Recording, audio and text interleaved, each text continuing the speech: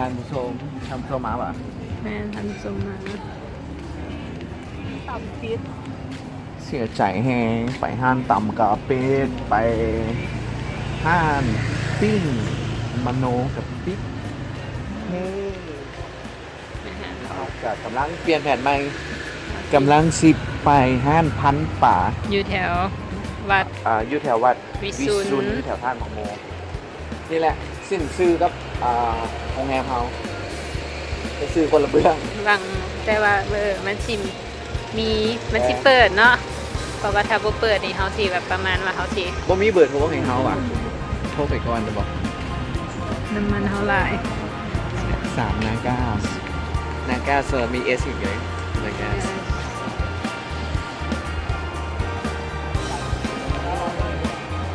โอ้ดี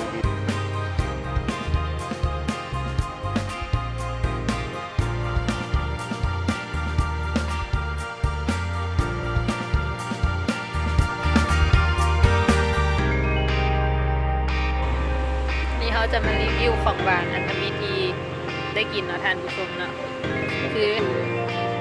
นั่นก็คือวุ้นมะพร้าวและอันสีฟ้าๆนี่คือซีเมนต์ดอกอัญชันเนาะเพราะว่าหิวแห้งก็เลยว่ากินก่อนลืมรีวิวเนาะจนเหลือคำสุดท้ายก็เลยว่าสีได้รีวิวหน่อยหนึงกินไปแล้วเนาะทานผู้ชมเนาะ บ้วงไงเงี้ยเป็นไงไม่กินผู้เดียวส่ง เป็นตาแซมนะทานผู้ชมเนาะทานผู้ชม อันนี้สร้างหัวโล่งหัวโล่ง หัวโลงจะเป็นว่าเป็นตา กิโลวะ อันนี้มันต่ำหัวโลงอันนี้เป็นต่ำ สาวหอยแครงแต่ว่ากุ้งตัวใหญ่มาก แล้วก็ มันจะกินกัน2 คนเพราะว่าเรตติ้ง แม่ตัวนั้น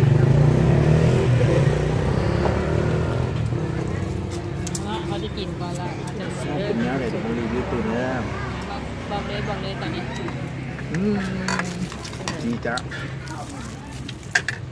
จีจ๊ะ อันนี้มันเราเอิ้นหัวโลงมันข้าวปุ้นไม่ได้กินมีหัวข้าวปุ้นเนาะเป็นตัวลายเราจะเห็นอยู่แบบแถวใช้แง่ใช้ เขาเห็นเป็นหัวไปเลยแต่เขาไม่เห็นเป็นแบบนี้เลยนะเปลี่ยนขึ้นหน่อยอืม แถวสนาคามเนาะกินอยู่แถวสนาคาม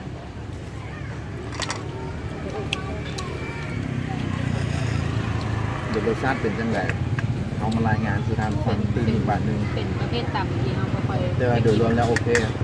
เป็นประเภทต่ำที่เราไม่ค่อยกิน บอกคือห้าต่ำก่อน อันนี้มันห้ามต่ำแต่เราจะมีต่ำครบวงจรเนาะมีทั้งต่ำมะพุ่งต่ำแบบ ผมจริง ต่ำเส้นไป ผ เยาม จริงสั่งเส้นแก้วแล้วมันเบื่อ อันนี้เป็นก้อนเนาะ เอาอันนี้ก่อน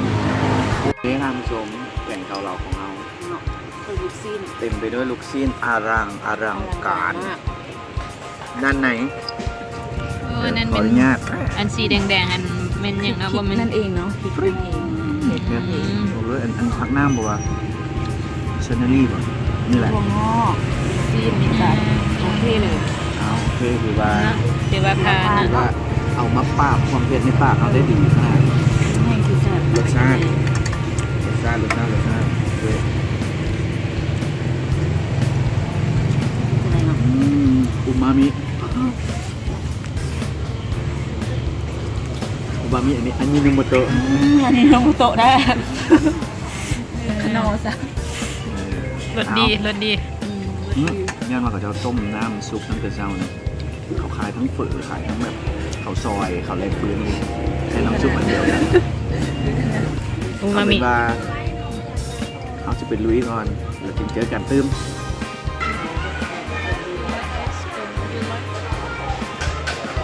สีขึ้น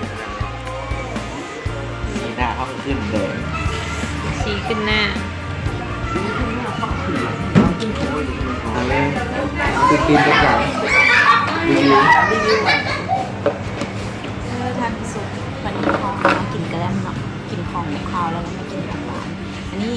มีกระแลมซีรสราคา10 บาทเอซีสกูมีอันมีชาเขียวมีข้าวมีเผือกอันนี้เนี่ย มันก่อน หมากมังกรโอ้เราเคยกินกระแลมหมากมังกร ยัง ให้ เป็น ซื้อเงินดีไลท์ อยู่ข้างๆกับอันห้าง ตามที่เราไปกิน แต่ตำมากินเนี่ยอยู่ใกล้ๆกัน ซึ่งห้างก็หาบ่ยากเนาะอยู่ข้างทาง เป็นทางมาใกล้ๆกันข้ามมาสองห้าง บ่ได้มีตะกะแลมเลยนะสมมันจะมีน้ำปัน มีหลายๆอย่างเนาะ รสชาติดูไฮไลท์ไฮไลท์ของงานนี่แม่นอันนี้หมากแมนกอน Dragon Fruit สามอีกอ้าว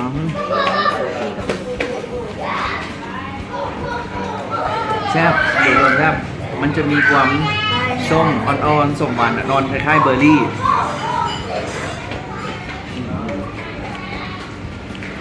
ตอนที่พี่ท่านบูบอกว่าหมักมาก่อนเนี่ยนะอ๋อ มีพวกกันคล้ายๆตอนนี้มีนึงว่ามักวานิลาปุ่นอ่ะบลูเบอร์รี่อย่างสนับตามสายเห็นสีอันนั้น มันจะมีความหอมนวลๆแต่มันกับบริซื้อถึงมันเบ็ดหมักมาก่อนเลยก็ ใส่ในดึงเกลือ เพื่อออกวอนเป็น ส้มๆเนาะ มันมีความส้มในนึงแต่มันความหวานแบบเบอร์รี่นะ ก็คือหมักมันก่อนเลย คือเป็นแบบพวก แล้วบอกซื้อให้ดูอยู่นี่ ออกแนวเป็นแบบอย่างเราเชอร์เบสอย่างแบบ ยอดโดยรวม เชอร์เบสรสมะนาว เป็นคล้ายๆมิกซ์นะมิกซ์กับน้ำอะ เชอร์เบสมะนาว นี่ เขาเตอ ครับ คือสี อ้อม สีที่บอกว่า เดี๋ยวขอซิมชาเขียวชาเขียว ซาเขียวยู กรี นิ นชี ยู ส นิสีแซ่บบอหรือสีคิ้วบอกได้ว่า โอเคทั่วไปนี่ก็ลักษณะหอมๆกินง่ายก็อย่าง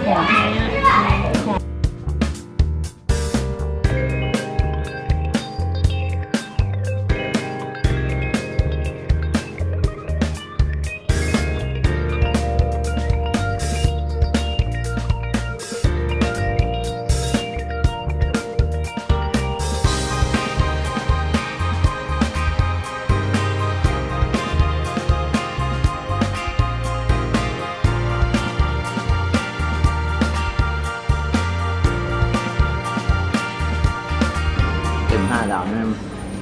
ให้นี่มังกร5 ดาว ก่อนกัน อันให้อันดับหนึ่งให้มันก่อนอันดับหนึ่ง อันดับ2เป็นไหน นั่นฮะ อันดับ3เป็นไหน คือ อันนี้อันดับร้อย ลุย บ่ฮู้เป็นอันดับที่4 เขาไม่เอาดับ มือวางบจัดอันดับ ก็ถือว่าเขาต้องกันได้จัดเรตติ้ง ให้กันแล้วยูไลค์เป็นทีเรียบร้อยแล้วเวลาเขาคอยประเทศหน้าที่เป็นแขกที่ดีรับประทานอาหารของเราให้หมดก่อนแล้วจึงเจอกันในรีวิวหน้า ก็คือ U Trophy Station บึงบรรยากาศของห้างนะ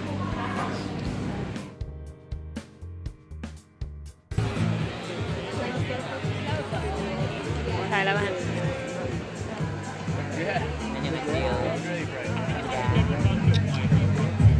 แสดงว่าแขกกูตัวมันจึงแคบเนาะตอนแฟลชขึ้นมันยังบ่ทาย ยังซูมหนาอยู่ตอนนี้งามอยู่ได้ทางถ่ายทางนี้กว่า สถานการณ์บ่ เ บ่เสี่ยวอันนี้มาให้คันจ้ะ เอาจัดไปเลย มันหุงดีแล้วอยู่ฮัน ว่า ทำมาใกล้เพื่อนมันกันตอนนี้เรากำลัง อ้าวดูก่อนสิถ่ายรูป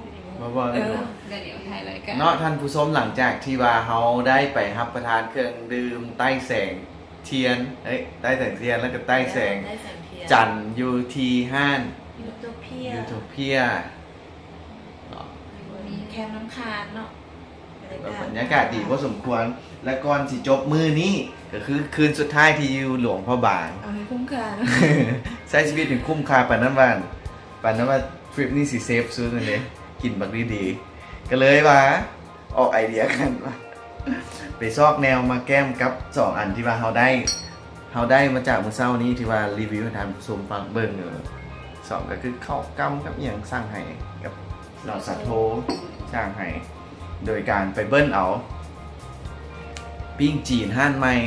ที่ว่าซื้อดังที่สุดอยู่ใน ชื่อห้านแมนชื่อห้าน ซื้อห้าน ปิ้ มิต งมิตรภาพ ห้านปิ้งมิตรภาพลาวจีนเนาะชนิดบาร์บีคิว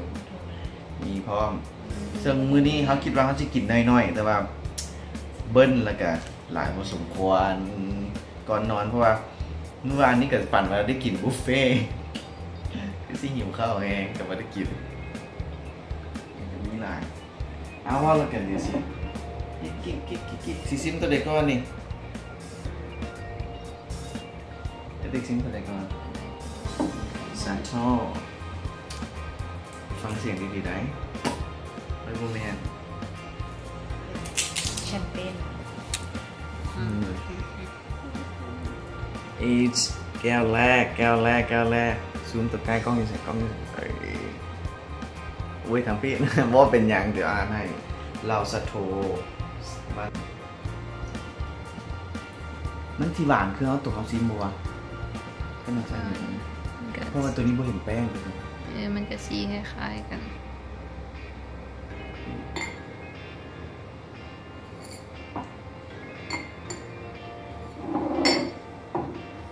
ค่อยๆละ ช็อตแรก25